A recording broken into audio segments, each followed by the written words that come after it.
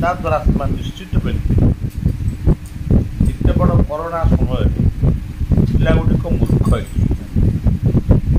ଗଛ ଉପରେ ବସିକିରି ଶିକ୍ଷକ ପାଠ ପଢ଼ୁଥିଲେ, ମାନେ କ'ଣ ନେଟ୍ ଫେଟ୍ ମୁଁ ତ ସେ ପାଠ ଜାଣିନେବି, ମାନେ ଗଛ ଉପରେ ଶିକ୍ଷକ ଚଢ଼ିକିରି ଗୋଟେ ଗଛ ଉପରେ ଆଉ ଯିକିରି ବସିକିରି ସେ ପିଲାମାନଙ୍କୁ ପାଠ ପଢ଼ୁ। ଏଇଟା ହେଉଛି ତା'ର ପଜିଟିଭ୍। ଆଉ ନେଗେଟିଭ୍ଟା ମୋବାଇଲ ଗୋଟେ ଭଲ ଜିନିଷ, ତା ଭିତରେ ଆମମାନଙ୍କ ପାଇଁ ମୋବାଇଲ ହେଉଛି ବର୍ତ୍ତମାନ ଅଧଘଣ୍ଟା ଭିତରେ ସାରା ବିଶ୍ୱକୁ ପଠାଇଦେଲୁ ବାର୍ତ୍ତା। କେତେ ଆଡ଼େ ବାର୍ତ୍ତା ଦେଇଗଲା। ଆମେ ସବୁ ଲେଖିଥାନ୍ତୁ, ସେ ଚିଠି ପଢ଼ିଥାନ୍ତା, ସେ ଯାଇକି ପହଞ୍ଚିଥାନ୍ତା କି ନାହିଁ। ଆମମାନଙ୍କ ପାଇଁ ଲୋକ କି ମେଡ଼ିକାଲକୁ ଯାଉଛି କି ଘରେ ପଡ଼ିଛି, କିଛି ନହେଲେ ବି ରାତି 12ଟା 1ଟା ପର୍ଯ୍ୟନ୍ତ ବି କରୁନାହାନ୍ତି ସେଇଟା। କିନ୍ତୁ ଏଇଟା ହେଉଛି ଗୋଟେ ସାଇଡ୍। ଆଉ ଗୋଟେ ସାଇଡ୍ ହେଉଛି ଏଇ ମୋବାଇଲ ପାଇଁ ପିଲାମାନେ ଖରାପ ପାଠ ପଢ଼ିଲେ। ଏଇଠି ଆମର ଏବେ ଯେଉଁଟା ହେଲା, ଏଇ ହେଉଛି 10-12 ଦିନ ତଳେ ଏଇ ଯେଉଁ କାଳବୈଶାଖୀ ହେଲା, ଘଡ଼ଘଡ଼ିଟା ଜୋର ମାଇଲା। ଏଇ ପାଖରେ ଗୋଟେ ପିଲା ମୋବାଇଲ ଫୋନ୍ ଧରି ମୋବାଇଲଟା କିଣି ଦେଇଛନ୍ତି ବାପା ମା, ତା ବ୍ୟବହାର ଜାଣିନାହାନ୍ତି, ତାର ଆକ୍ସନ ରିଆକ୍ସନ, ଏ ମୋବାଇଲ କ'ଣ ଫାଟିକିନି ଇଏ ପୋଡ଼ିଗଲା, 3ଟା ଲୋକ ମରିଗଲା। ଏଇସବୁ ଜିନିଷ। ଆଉ ମୋବାଇଲର ଯେମିତି ନିଶା ମାଦକ ଉପରେ ସେମାନେ ଲେଖିଦେଇଛନ୍ତି ଯେ ଦେହ ପକ୍ଷରେ ଏଇଟା ଅସୁସ୍ଥ ହାନିକାର। ସେ ଲେଖିଦେଇ ତାଙ୍କ ଭୁଲଟାକୁ କ୍ଷମା ମାଗିଦେଲେ, କିନ୍ତୁ ତାଙ୍କୁ ଲାଇସେନ୍ସ ଦିଆହେଲା। ସେ ଲାଇସେନ୍ସ ବଳରେ ଇଏ କଲେ, ଲୋକ ଖାଇକିରି ମଲେ। ଯଦି ଜଣେ ସଂକଳ୍ପ ନେବ ମୁଁ ଏହା ଖାଇବି ନାହିଁ, ଆଜିଠାରୁ ଖାଇବି ନାହିଁ, ଜବରଦସ୍ତି କ'ଣ ସେ ଦୋକାନୀ ଆଣିକି ଦୋକାନରେ ପଡ଼ିବ? ସେଇ ଯେଉଁ ଏଇ ଯେଉଁ ଜିନିଷଟା ମାନେ ଆମମାନଙ୍କ ଭିତରେ ଆସୁ, ତାପରେ ଯେଉଁମାନେ ପୁରୁଣା କାଳର ବାପ ମା, ସେମାନଙ୍କ ଭିତରେ ଯେଉଁ ସଂସ୍କାର ଥିଲା,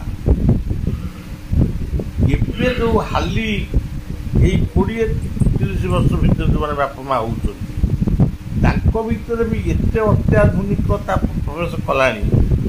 ଏମାନେ ପିଠା କରି ଜାଣନ୍ତି ନାହିଁ, ସତ୍ୟନାରାୟଣ ପାଲା କରି ଜାଣନ୍ତି ନାହିଁ, ଏମାନେ କେକ୍ କାଟନ୍ତି, ମହମବତୀ ଜାଣନ୍ତି, ଏମାନେ ଦୀପ ଜାଣନ୍ତି ନାହିଁ, ବେଲୁନ ଫଟାନ୍ତି, ଏଇସବୁ ଜିନିଷ।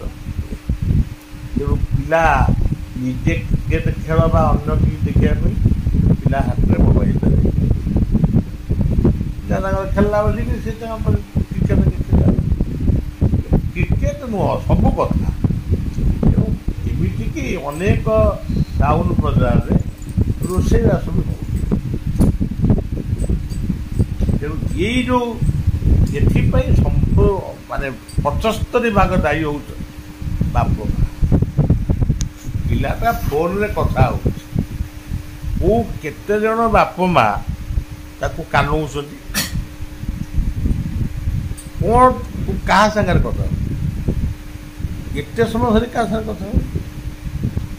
ଯେତେବେଳେ ପୁରା ଖରାପ ହେଇଗଲେ ସବୁ ଜାତକ ଖଣ୍ଡେ ଧରି ଜ୍ୟୋତିଷଙ୍କ ପାଖକୁ ଗଲେ, ନହେଲେ ଆମ ପାଖକୁ ଆଇଲେ।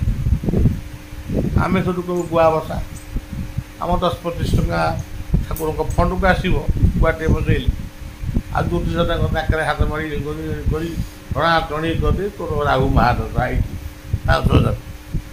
ତେଣୁ ପିଲା ଯେତିକି ଦାୟୀ ନୁହଁ, ଦାୟୀ ଅଧେ।